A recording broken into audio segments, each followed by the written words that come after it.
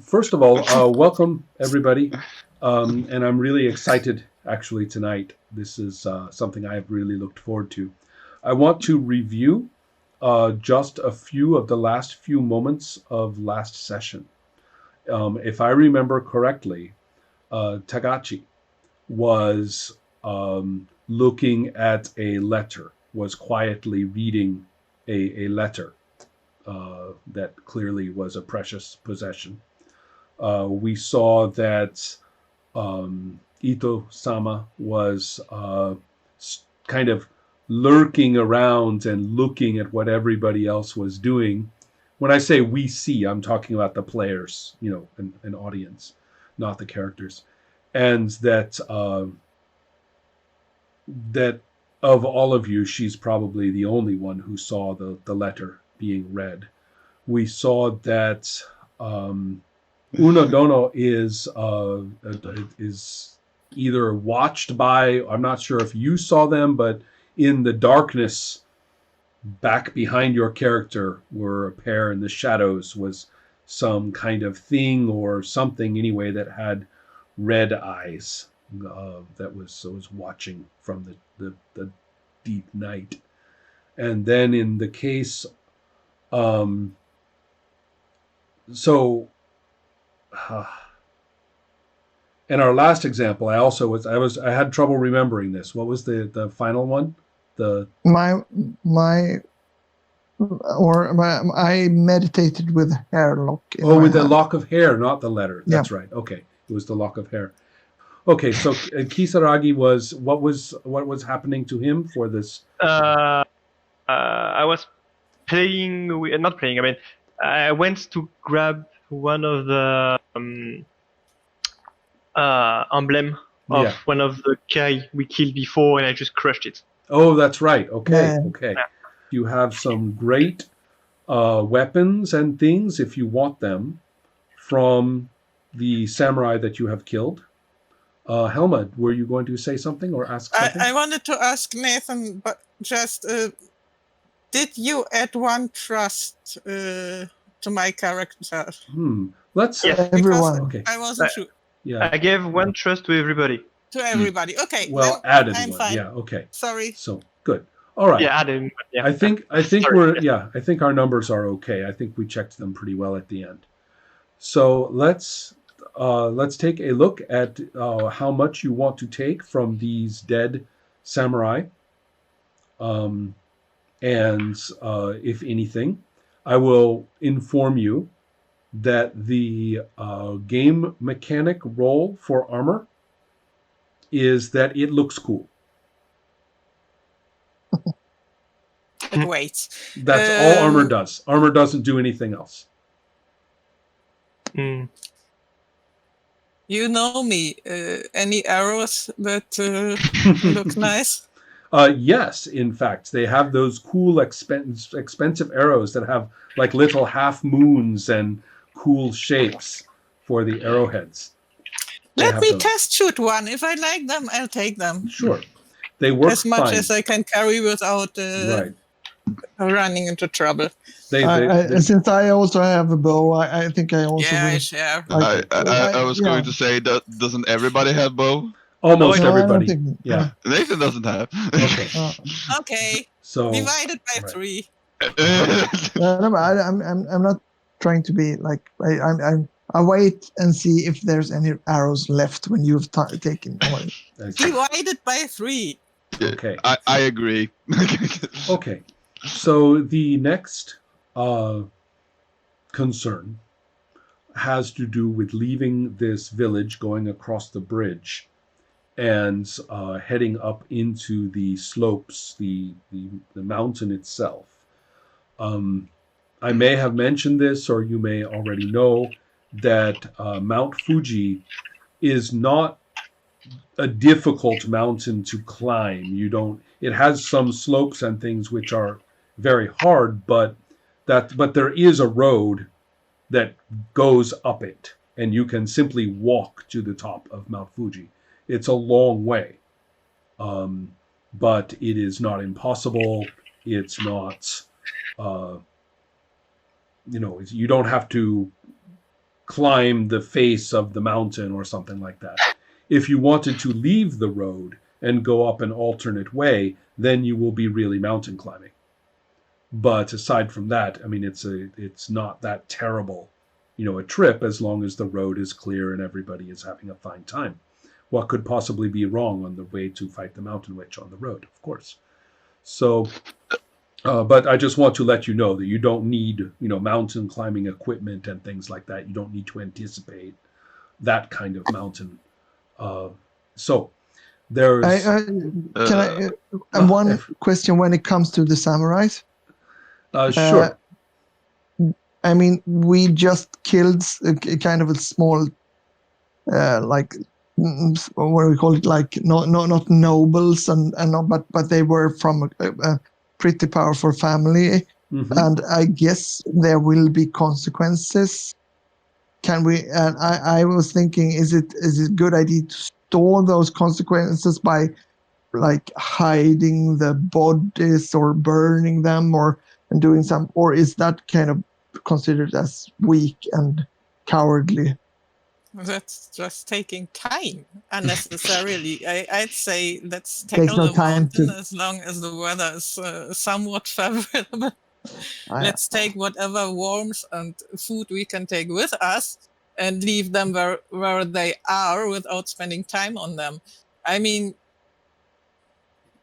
given the fact that somebody wants to pay us in case we kill the mountain witch, they are probably not. I mean, they probably shouldn't have attacked us. No, I kind of forgot why they attacked us. Because we are we. Ronin, forgotten? Yeah. Well, because we are we. No, that sounds they like did not give a specific announcement about that, and so that's it has not been articulated by a non-player character exactly why they pursued you, but they did.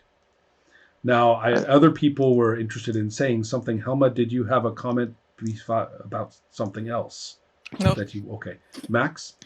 They had horses. We can steal the horses and ride up. Yeah, but you said something about that being a problem. It's not that helpful. If it's a mountain road, it's not really helpful to have. It will be difficult. Maybe a goat. It will be difficult to take care of the horses in particular. You don't have. We can just throw. I was thinking throwing it off when they made their use. Okay. Oh, I see. Okay. Well, I was like, going to use put them as long as we can. Whoever wants a horse can have one. We will do that. Okay. So that is one consideration. Jason, Nathan, did you have any comments or questions? Anything you needed to? Okay. So nope, I'm just going to make sure that all my weapon is sharpened. Excellent. Okay. Very practical. Let's consider finally the weather. That this is the first night that you have spent in the Mountain Witch territory and directly in the shadow of Mount Fuji. I mentioned that it is like winter now, very literally like winter in terms of the length of the day. The sun does not rise as early as it should. And also the frost is very thick. So, any surfaces that got a little wet during the night or water accumulated on it during the night, they are all a little frozen. It's not so thick like snow, not yet, but it looks very much like a month in deep winter, rather than when it is, which isn't winter.